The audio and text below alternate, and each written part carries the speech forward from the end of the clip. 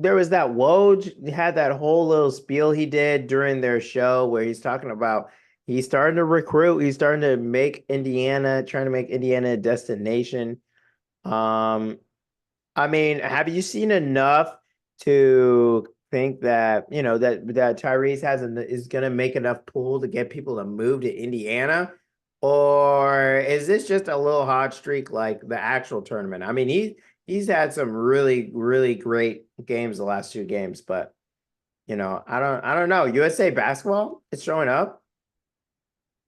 But it hasn't just been the last couple of games for Haliburton. It's been all season. Like, I mean, he's been double digits assists, and I know he basically led the league in assists last year, but he's been doing it Yeah. again. The scoring's up, so I'm fully there with Haliburton. I don't know if it's a hot take right now, but I was telling you this after watching these in-season tournament games. I think he's the best guard in the league right now. I think Tyrese Haliburton might be number one. And they're the two-way thing there, but offensively, I don't even know if that's a question at this point. And if like, and not even just guards in general, but over, throughout the league, he is now number one in offensive box plus minus at 11.7. And that season would be the highest of all time if he kept that up. And I know, modern NBA, the 3 points, the Pacers, the offense, the pace, like all that stuff. But regardless, like we talked about, no player has, honestly, you could say ever had this combination of shooting, scoring, and playmaking. I mean, nobody just ever had all three. It's always been some sort of version of two of the three. Nobody's ever put all three together. Steph, shooter, the assist thing was never really there the same way it is with Haliburton. And I know, even right now, and again, if we're just looking at his numbers and going, hey, nobody's ever done this, well, why isn't he the best guard in the league right now? And his team is winning the in-season tournament. Or not, I guess winning their conference, Yeah. they're in the Well, finals. they're in the finals. Yeah. I think with Tyrese, he's definitely taken another step in this tournament, and this tournament's kind of perfect for him. Just one single game elimination. His team's kind of built for it. They're trying really hard. There's talent. They're really long, they're young, and they play at a really fast pace. And when you look at Tyrese, he has solid shooting. He's been one of the best facilitators in the league this year, but also his decision making. He makes good, smart, fast decisions. And he just Zero doesn't turn turnovers the the ball last over. two games. Yeah, he just does it. Zero turnovers the last two games, even though he's had dozens of assists. And Yeah. it is interesting to me to that he's really trying to make something special here. And that's contrasting, we got people who are in there in the stadium in the games, shout out to Bill Simmons and his crew. And they were saying, in contrast to him, Giannis's body language, it didn't look good. It didn't look good. And I think like we've been ringing the alarm bells. I think that New York Times article was Giannis crossing the Rubicon. He's gone and there's no really turning back. And I think this team is really on a clock in terms of, is Giannis really invested in this team anymore? Because it doesn't seem quite like it. He trading his guy Drew. Their defense has just been, they're not hustling back. I mean, there's like plays there in the Pacers game where like they get a layup and not everyone's down there, and then the Pacers just get the inbound the ball and get a wide open layup because they're just hustling harder, even though Giannis is like on the other side of the court. So it's just I kind of think, it is obviously I'm not here saying the Bucks are contenders, but there's real question marks in terms of, is Giannis really invested in this team long term? Do they really believe in this coach?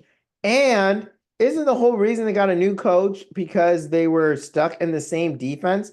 Like they were stuck being obstinate on the side on the defensive Mm. side instead of, changing stuff when it doesn't work. And then they run a zone this whole game. And of course, the guard, which is Pacers' strength, wins out because they're smart guards who are good at shooting. You see guys like Nemhard really exploit it, veteran guys. He's young, but he's played a lot of years in college. You have Tyrese, a smart player. You Savvy got guy. smart players on this team really really exposing this defense and taking advantage of it.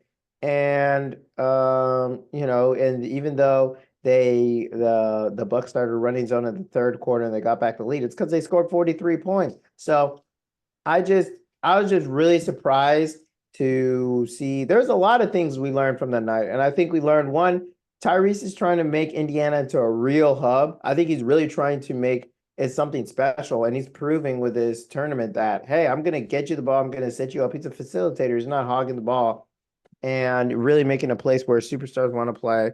There's low pressure. Indiana's a basketball state. It's all that's there, okay, outside the Colts, but it's more of a basketball state. So Hmm.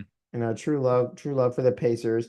And then we also saw, I don't some shakiness, I think some real concerns for the Bucks long term with Giannis. Will Giannis stick around? Because it doesn't seem like he's invested with the team. He's not in the huddles. And, it may seem like a little thing, but, you compare that to the other game where Zion, he looks half awake when he's playing, when he's starting to play the game, and then he gets destroyed. And he's Hmm. being lackadaisical, stuff like that. So body language matters a lot. And, you're seeing these creeping reports with Giannis. It's just, I don't know what broke. It might have been that Bogdanovich deal. It might have been something with Budenholzer, but it just seems like he's no longer invested. He doesn't 100% believe in this franchise, in this team. And I think seeing Chris Middleton starting to decline as well, at least on the defensive side, not seeing their bench refilled as much. I mean, I really like Camp. I think there's potential there. But outside of Connaughton, they don't have much on this bench. So I think just him starting to realize that there's not much around on this team, not much depth. I could see, I don't know. It may not be this year, may not be next, but I think the foundation is starting to crumble Oh, for this championship team for the Bucks. we're now So back on a three-year one's going watch. up, one's going down. Yeah. We're now back on a 3-year watch with Giannis. We pushed it back out another 3 years. Is that I what you're mean, it could saying? be 2, 3 years. I don't know. We'll see. If we have another playoffs like last year, I don't know, maybe 1.5. Well, the concerning We'll thing see. for this season was, when you trade Holiday for Dame, you're shifting your identity as a team. Like last season, they were a defensive team, and you bring in Dame, you're an offensive team. Well, the Pacers as an opponent, like we mentioned with the Haliburton numbers, and just they're an offensive team as well. I would say probably the best in the league. Let me double check the offensive rating, but you know that's a game No, where the Pacers are. yeah, the Pacers, yeah. Oh yeah, I thought you were Pacers are the talking about best in the Bucks. league. My bad. So if you're the Bucks, like that's a real identity check game for you because that's what you're supposed to be. You're supposed to be a quote unquote offensive team. And if you're not being able to go toe to toe, point for point with this kind of team, it just what is your identity now going forward? And Giannis has been awesome and Giannis has been carrying, but in terms of an identity and something that they can lean on, if it's not going toe to toe with these teams, I don't know what it's going to end up being. And maybe, Lillard had a moment there in the third quarter, had some moments throughout where it's like, okay, maybe this is what this team is trying to be. And maybe if he shoots better, he can, maybe they just turn this thing around. But again, for the Halliburton thing, like this is one of these, I think this is a really important thing. And I don't know, I don't know if we want to get into the full in season tournament stuff yet because it's not officially over. The finals is tomorrow when we're recording this. We're recording this Friday night. So finals are tomorrow, Saturday night. But in the Western Conference, who's the guy that's the last man standing for the Western teams? It's LeBron. And we could do big picture LeBron stuff too as well, but LeBron just being the one guy in this last man standing thing, it's like, oh, okay, of course it's LeBron. And the fact that it's Halliburton in the Eastern Conference and the fact that he did it by beating Tatum and beating Giannis, those are like Yeah. guys. No, It's crazy. Tyrese I is think, definitely taking a step in a up. one-off game, I mean, that has to be important. And I know again, in the playoff picture, they're a little step behind. But again, I think for the Halliburton case as best guard in the league, I think his impact now is like you're saying, he is like lifting this team. Are they better than is their record better than the Warriors? Is his team better than Steph's? I think overall, yeah. You look at their depth, it's just you can't compare it. And going a little bit to that depth, even Rick Carlisle was mentioning, Indiana's bench was outscoring Milwaukee's backups 43-13. Their bench was a plus Yeah. 62, while Milwaukee's reserves was a minus 46. And this was biggest shown in the second quarter when Mathurin and McConnell changed the game from being down by two to give Indiana a 7-point lead after a 16-7 run. And I mean, you just look at the Milwaukee bench. So they were out Pat Connaughton. And it was games like this that really exposed their weaknesses because it went after every single one of the Bucks' weakness. No perimeter defense. They don't get back on defense, or they don't get back on transition defense. And they're pretty obstinate on defensive coaching. And it's just their three same issues that they've been dealing with all year. Has been some really tough areas on defense. Their offense has been a little shaky as is as well. And now you have Malik Beasley trying to guard Tyrese. I mean, no wonder he had a great game. So you look at this bench, and Bobby Portis is the one filling the minutes. If Bobby Portis is your main contributor off the bench, you have some serious problems. And I don't think Oh, that's, I mean, but he's been I that don't think it way. was a hot take. Yeah, but like you look, they had who did they have the past? Grayson Allen, Yeah, I think the problem is DiVincenzo, probably the rest of it. Connaughton. I think their bench is really scarily bad. And I really hope Beaucamp, I really do think Beaucamp could take a step up. I don't know. I Yeah, there's something about Beaucamp. I really do like him as a player, but I mean, we're pro Bojam. yeah, we're definitely pro Beauchamp. But outside of like Middleton could only play 30 minutes, Malik Beasley 37, but you have Lillard playing 42, Giannis 41. Like it was just when you can't rely, when you don't have any bench options besides Portis, and Bocan, who shout out. I mean, Cam Payne, I guess, is also there, but he's older. Um, yeah, I just don't trust their bench has been bad, and they don't. Yeah, they don't. It's the Yaks, and now you're already backed in a quarter because you had to trade pieces to get Drew, and then you had to trade even more pieces to get Dame, and now you're just kind of stuck. And that's what I think is the building frustration for Giannis, is that there's no great young player, which is why I always will go to the dad, just like the LaMelo thing, just like how the LaMelo draft pick is what started bringing down the Warriors. Them not getting through with that Bogdanovich trade is what started bringing down this team, because Bogdanovich would have been a perfect player for this team in terms of giving Giannis, being a facilitator, playing that, and him in a backcourt with Drew Holiday, I think would have created enough playmaking for them not needing Dame. So that's going to be a table of pound to the day. That I think is what's going to bring this team Yeah. down. And yeah, it's just I mean, it's kind of wild, but I mean, if you don't get back on defense and transition, and like there is a score, it's just egregious. Like sometimes it's just bad, and it's Giannis himself too. Like he can't just keep blaming everyone else.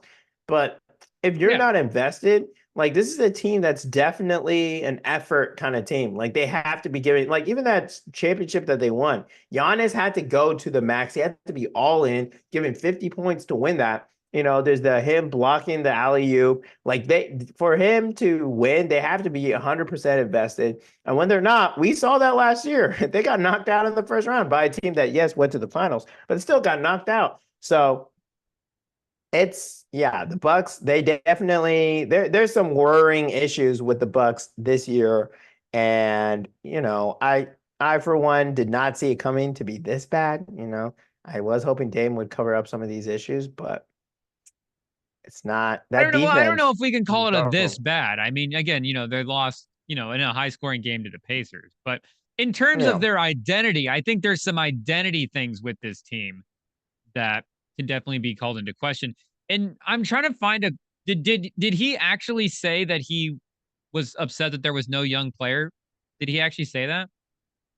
No, he's not upset. He just said the Bucks need to be better. But I Oh, I was thought you saying said, no, I was saying that they don't have a bench. Like they don't have He doesn't have a sporting cast. Like, Oh, I you know. gotcha. And now Are you do they? have Dame, but he gives up almost as many points as he scores. So I was gonna say because he can't be mad that there's no young player because the thing is he wanted this. He yeah. requested Dame. He brought in Dame. This is because of Giannis. Well, you see, it's what happens every year. It's what happens. The superstars play GM, and then they're mad when it doesn't work out because they're doing someone else's job. I mean, they wanted Budenholzer out, and then now they're wondering why they're coaching so bad. It's because they have a rookie coach, head coach on a championship level team. Like outside of like a player, even then, it's still near impossible for rookie head coaches to do really well on championship teams. This is why you get veteran guys. And yes, Budenholzer, may have not had his a coaching masterpiece last playoffs, but it's already been clearly stated that he had issues going on at home. I mean, he had issues going on, which isn't. I mean, I think that can be counted for something. So I don't. They should have never gotten rid of Budenholzer, in my opinion. And but they got to do whatever they got to do to keep Poe happy. Or yeah, I guess they're calling him Gigi or something. I don't know. Giannis's Yanni, name is Yanni. Gigi. No, it's Yanni or Oh, Poe. Yanni, yeah. Yanni or Poe. Yeah. Poe is wild. Poe is not his nickname.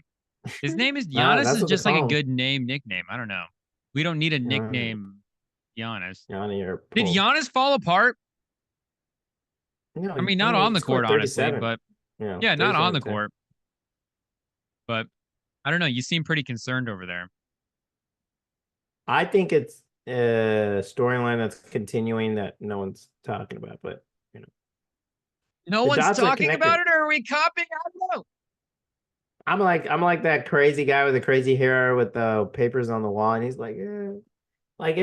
it's all connecting. And this is arguably the second best player in the league who may potentially leave his team in his prime. Like this is huge. Potentially might But at the leave same his time, team. Tyrese. He just But resigned again, though. This is what he wanted. uh, I feel like he has to commit to this team now. the superstars today don't have to do anything. I mean, we saw Ben Simmons, saw KD. If they want to leave, they're gonna leave. Like Dame too. Dame had his contract. Like they'll do what they want to do. It doesn't really matter. But like you mentioned, we don't want to take the shine away. Tyrese is taking that next step, and I'm telling you, USA basketball. We keep trying to tell you. Look at the main contributors to the USA basketball run, and look how they're doing right now. We got Tyrese taking that next step to be probably one of the best, if not the best guard in the league.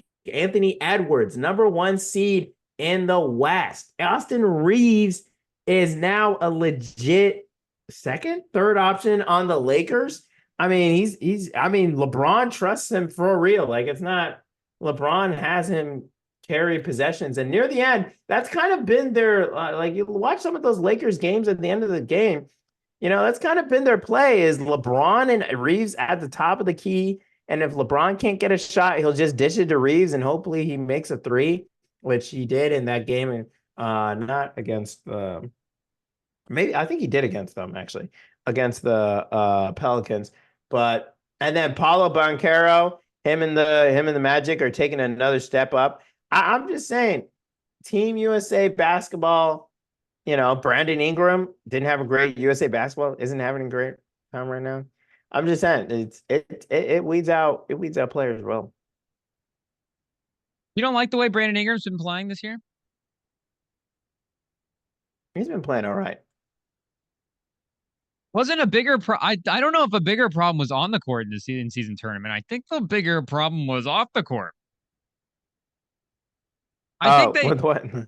I think they were just I think once the reporters were asking him about celebrating, they were just like, screw it. We're just gonna celebrate before we play. We'll just party Who was? before. We don't need to party after. Pelicans? Oh yeah. Oh yeah. Sure. They were messing around. I They were honestly think that's playing why they around. got. I mean, and that goes to LeBron's credit, and that's what we're saying. Like, to go back to a point we made a little bit earlier, but is there any parallels between this and the bubble? And the fact, Mm, and not in that, the bubble was different circumstances, but the fact yeah. that, how many actual like neutral court tournament scenario type things has the NBA actually done? Well, the bubble is Ever. really the bubble's the only other big one. And this is now the first version. It's a new thing that's going to continue, but this is the first version of it. And now in the two like neutral court type things that the NBA has done, LeBron's the one guy that's like winning both of them. So, it's And nuts he, for LeBron, but well, and so far he has shown that he's had his best games in a Laker jersey in neutral areas. And that's kind of interesting. I mean, I think there's definitely some people mentioning that this is probably the best game they've seen from LeBron as a Laker. yeah, he's looked fantastic. Well, I don't know Yeah. as a Laker, but he was Yeah, I fantastic don't in know. this game. It was definitely insane. I mean, it was literally an NBA record, fastest time to score 30. We only playing 22 Mm. minutes. And he was on another level. I mean, he just did whatever he wanted. Literally. Like it didn't, he was just on it. I mean, there was one clip out there where it shows him like he's standing near the Pelicans bench and then he's like, watch this. And then he like just he gets the ball, it's like cutting around the key, and then he gets into the mid range, stops and gets Dyson Daniels and gets the and one midi. Like man, it was just he was just on another level. And I was IT trying to pull it up right now. It was a great Oh, I'm clip. trying to find And who said that this was LeBron's greatest game as a Laker, the semifinal game to the in-season tournament. I think that's just like great stakes for the best LeBron game of his Lakers tenure. well, it's definitely the best one played by him. I mean, maybe that last Was it game. the Pelicans were like out till 3 a.m. the night before? They weren't doing anything. Well, it wasn't the most important game, but in terms of him just controlling the game, how well he played, in his short time. It might have been the most efficient game. There was that really the what was it? What do you call it? The game where they get kicked out of the playoffs, the Oh, the elimination. game It last was year the against the elimination Nuggets. game against the Nuggets. Yeah, he did have a great game of that. Almost won that one with the last minute play. The Matt I needed Stafford two guys game? to stop him. Yeah, that When he was was close. dapping up Matt Stafford at the end. Yeah, it definitely wasn't. I think it was his best played game as a Laker. Like he was just doing whatever he wanted. Was plus 36 in this game. You think it was his best game played as a Laker? We're gonna power rank his best game played as a Laker next week. That's a bit aggressive for an in-season tournament game. Well, first of all, it's a semifinal.